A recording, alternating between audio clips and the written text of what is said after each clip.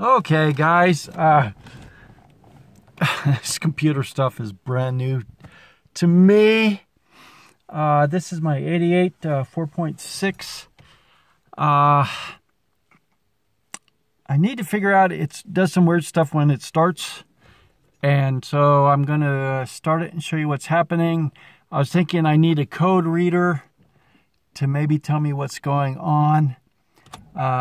Check engine light works, and but this is what it does.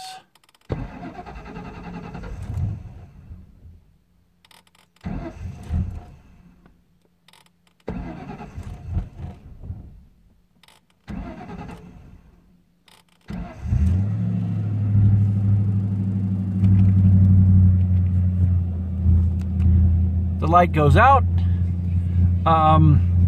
I have changed the fuel filter, and I cleaned the MAF, and so she runs good when she's warmed up and everything, but starting it just like she doesn't want to start. She's kind of missing. So if anybody has been through this or can tell me if a code reader might help.